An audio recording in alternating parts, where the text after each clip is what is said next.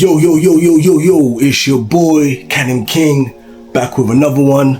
Welcome to the Music Ain't a Sound, it's a feeling show. Today I'm gonna jump straight in to the new Nipsey Hussle and Bino Rideaux album by the name of Prolific, which came out on the 14th of August 2026. The first track I'd like to talk about is called Reckless, featuring Static Major. I feel this was a hard-hitting R&B joint, which I love to hear Static Major. If you're not familiar with him, he is a very elite hitmaker, songwriter, producer. If you didn't know, he co-wrote Lil Wayne's Lollipop, biggest record. So he's really good. I really enjoyed hearing this track because it was one of the first tracks that came out when they were saying that they were preparing to do a new release. So yeah, I had this song on constant rotation, repeating it over and over and over, and it was definitely a favorite. Yeah, that's Reckless. The next record is track 2 called Sacrifices, featuring James Fauntleroy. Again, I put this in the category of another hard-hitting R&B type track. Contributions from another elite hit maker and songwriter. Again, his name's James Fauntleroy. Super talented. If you don't know, go and check his credits. He's wrote for everybody, so you can't get any better, really. I enjoyed hearing Nipsey talk about the love of his life with this record, and it sounded very reflective and open, which I enjoyed. And for me, this record was another instant favorite. Yeah, far so good. This was another record that was released before the album came out, and I had it on rotation. So I gotta give a shout out to Black Sam for the great selection with the team, with the songs to put out before putting out the overall project. Sounded amazing. The next record was 400 Horses, and I feel like on this record, Nipsey was really in his storytelling pocket with a very unique sample flowing in and out of this particular record. For me, again, this song was a favorite too because I like when Nipsey gets into that pocket.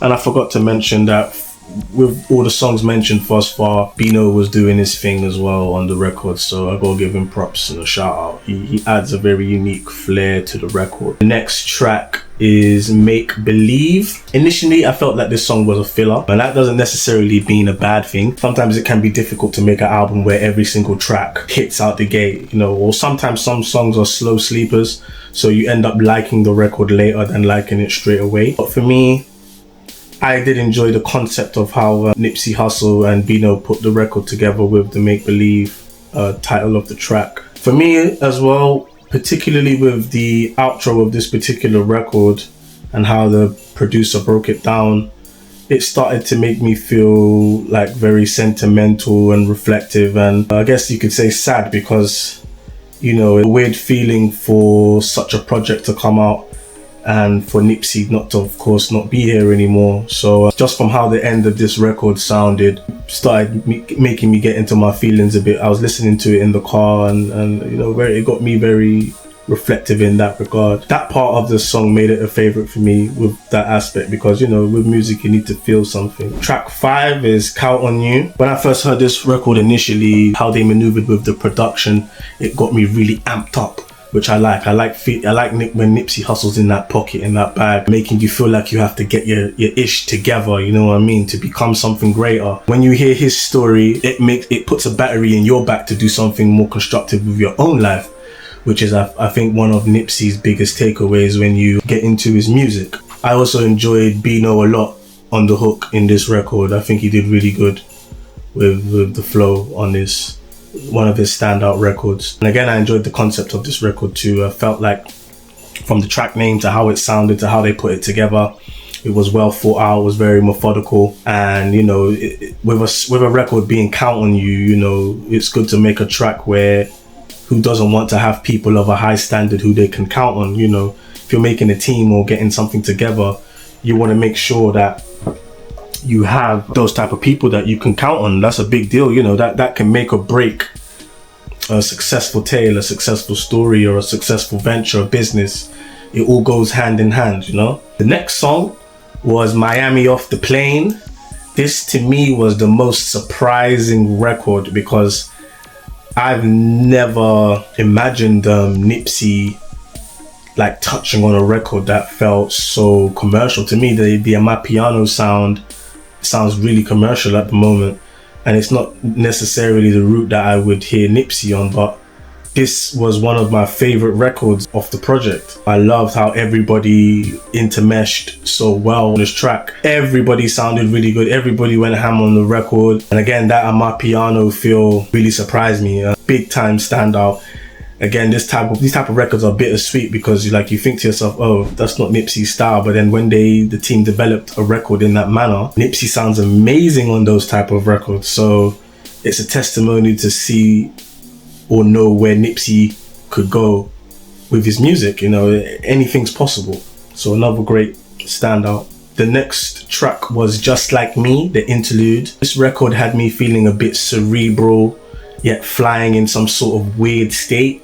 Sorry, sometimes my answers may sound a bit off, but this is probably the best way I can interpret what I'm feeling with the music. Again, on this record, Nipsey sounded very reflective. The overall vibe of this interlude sounded very reflective, and it made me like it instantly. This was another favorite. Then it leads into Just Like Me, featuring Buddy, which I feel this was Nipsey in his laid back vibe and feel. I feel like Buddy on the hook, it sounded like a track from the 90s, which I really loved. I feel like it's not really easy to replicate those vibes and feelings in an organic manner, natural manner, and I feel like Buddy killed it with that. Like, this was sensational, amazing, because we know again from the 90s that making a record feel like that is revered. It's not something that's easily achieved. So I think gotta put some respect on Buddy's name with how he went about this track. And again, the additions from Bino was good as well, but for me, Buddy stood out the most. I've never heard him manipulate his voice in such a manner, so that was really cool. And the next track is Super Real. I felt this was a sweet bop from Nipsey Hussle. It was really nice to hear the interactions between him and Lauren London, who we know was his long-term partner at the beginning of the record. It's always fun to hear them interacting and being around each other, because they were a couple that people really liked and looked up to and enjoyed seeing. I felt like on this particular record, it would have felt good if Dom Kennedy was on it, who Nipsey was really close with as musically, as well as Jay Stone. I know Jay Stone been in some troubles at the moment, which may have not allowed him to participate. I felt like them two, Jay Stone and Dom Kennedy, would have sounded amazing on Super Real with Nipsey. The next track was Situations. Conceptually, this is Nipsey in his pocket. He ain't letting no one get in his way. He's staying at it. His resilience, his motivation and ambition, the things that set Nipsey apart from his contemporaries. So this was an instant favorite for me again. I like hearing when Nipsey's in that motivation. Well, let's go get it. Like, we gotta go get this work. Go get this money. We gotta make these moves. Like, that's the personification of what Nipsey Hussle is. It's in his name. You go and get that bread. You know what I mean? So I love that record. The next track was Vibe With Me, featuring Leon Thomas. For me, Leon Thomas was the golden capture for this record. He sounded truly magical on this track. He's probably the main factor that makes me go back to listen to Vibe With Me. He was really in his pocket on this one. This was the first time I've heard Nipsey trying to become more melodic with his vocals, so that was a different change for me. I respect him for trying to do something different, because you can't always stay the same, The next track is Mean It. This track sounds like a record that was made for LA to get people bouncing and moving, and Ty Dolla $ign sits right in well with this track. Track 13, All Summer, featuring BH. This track wasn't for me. Track 14, I Just Wanna Know, featuring Ty Dolla $ign and Cardi B. This track wasn't for me personally. I do feel though people will of course enjoy the features of that record. It's pretty cool to have Cardi B doing her thing on a track. And track 15 is Back of the Buck, which I think is a car. I'm not too sure. I think it is. For me, I enjoyed the beat switch up on the second half of this track. It feels like Nipsey Hussle had a lot of stuff to get off his chest, which I really enjoyed. And I also like the outro with Nipsey speaking on the marathon and, understanding that things aren't a sprint.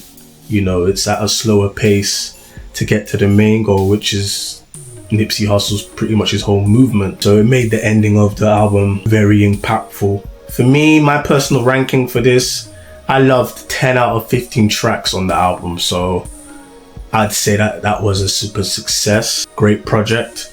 There's tracks I will be running back constantly and listening to again. It was really cool to hear Nipsey do his thing again, along with his label counterpart Bino Rideaux. Sorry if I'm butchering your name, bro. I was excited for this project and it certainly delivered. So if you haven't heard Nipsey Hussle, Bino Rideaux, prolific, go and have a listen, man, and see if you catch a vibe like I did. And stay tuned for the next album review. Until the next one, peace.